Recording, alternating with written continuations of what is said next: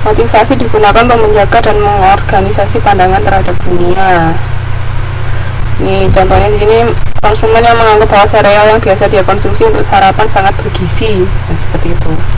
Jadi ini macam-macamnya ya.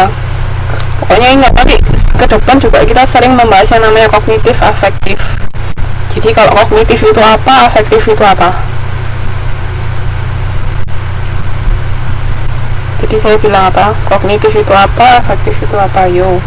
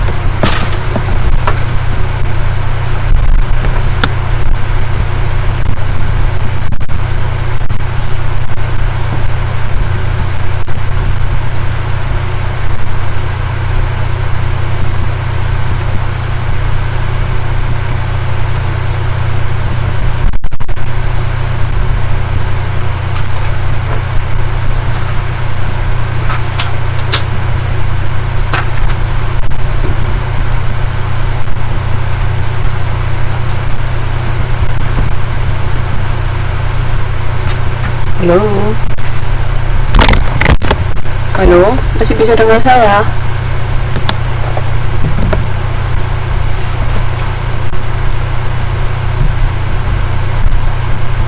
Apa? Kognitif itu apa? Afektif itu apa?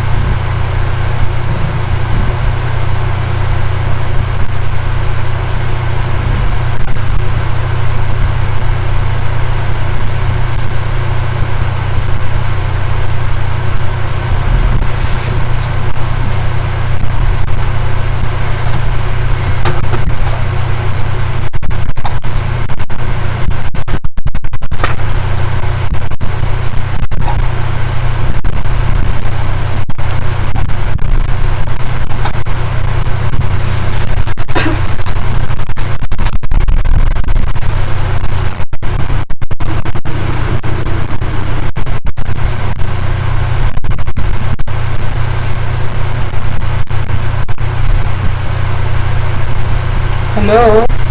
Mana?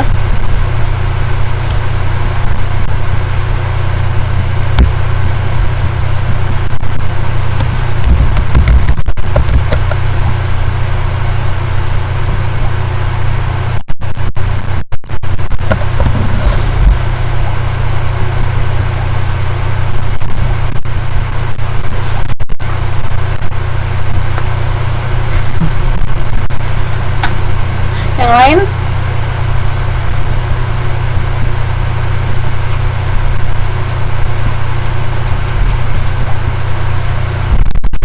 Iya, tadi saya ngomong nggak didengarkan. Toeng. Jadi kognitif tadi lebih ke kognitif pemikiran ya. Jadi kita kalau bertindak itu berdasarkan logika rasional kita seperti apa, tapi kalau afektif itu berdasarkan perasaan. Nah kan kadang-kadang kita kamu melakukan sesuatu itu kadang berdasarkan logika, kadang berdasarkan perasaan. Nah itu tergantung. Makanya kalau kognitif itu dari pemikiran, kalau afektif dari perasaan. Jangan lupa lo ya. Tapi yang perasaan afektif apa kognitif?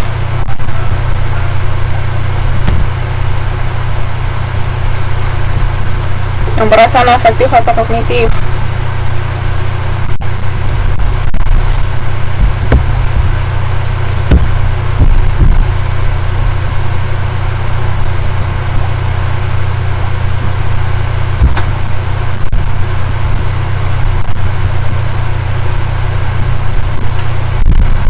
Iya, sudah lupa lagi. Iya, keduanya saling berkaitan. Nanti kita bakal mempelajari namanya ABC itu afektif, behavior, sama kognitif. Jadi dari tiga itu saling berkaitan. Kadang-kadang kita kalau mengambil keputusan bisa melalui perasaan dulu, terus pemikiran, baru kita bertindak sesuatu. Kadang dari pemikiran, perasaan, terus kita bertindak sesuatu seperti itu. Jadi tergantung situasi dan kondisi masing-masing. Biasanya kalau pria kan lebih ke kognitifnya, lebih pakai logikanya, tapi kalau perempuan lebih ke perasaannya kan, kadang-kadang kayak gitu. Nah seperti itu, nanti kita akan pelajari lebih lanjut di modul berikutnya deh kalau nggak salah. Jangan lupa lo ya. Oke. Nah ini ada struktur motivasi, saya lanjutkan ya. Ada yang namanya hierarki motivasi, ini kayaknya pernah juga dibahas, hierarki Maslow.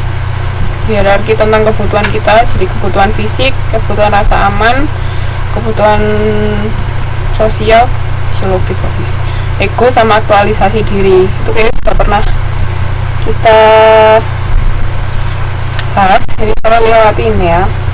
Kalau fisiologis itu kebutuhan dasar, bukan fisik, sorry.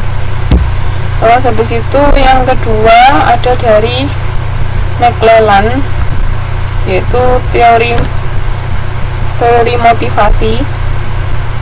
Dia ada kenapa motivasi itu ini bisa karena kita ini tiga kebutuhan dasar yang memotivasi individu untuk berperilaku. Jadi kenapa kita mau melakukan sesuatu, yaitu kebutuhan untuk sukses. Makanya kita mau bertindak sesuatu, kita pengen sukses ya, berarti kita misalnya sukses dalam bidang apa dulu. Saya sukses dalam perkuliahan, ya kita harus belajar. Sukses dalam bisnis, ya kita harus menekuninya dengan baik, seperti itu. Jadi kita pokoknya intinya motivasi itu ada karena kita memiliki kebutuhan. Nah kebutuhannya apa aja ini? Terus ada kebutuhan afiliasi.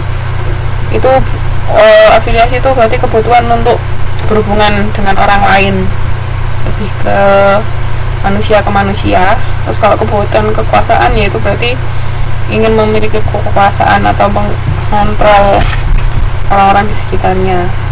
Itu ini dari teori motivasinya McClellan.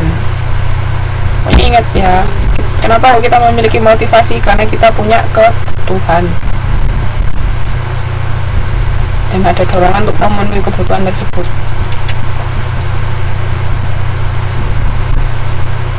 Jadi kalau kayak gitu, yang muncul motivasi dulu atau kebutuhan dulu? Berarti kita butuh dulu baru termotivasi, atau motivasi dulu baru butuh?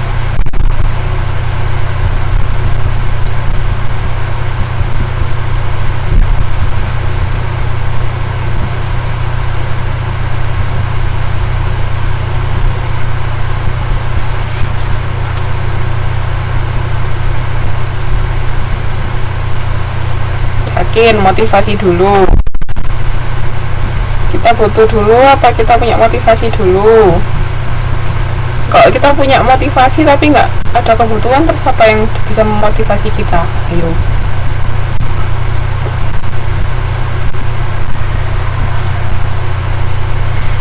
Motivasi dulu apa kebutuhan dulu? Motivasi itu ada kan untuk kita melakukan sesuatu kan? Ya, jadi kita punya kebutuhan dulu pertama. Karena kita ada kebutuhan, makanya kita ada dorongan untuk memenuhi kebutuhan itu. Karena ada dorongan tadi, timbul yang namanya motivasi.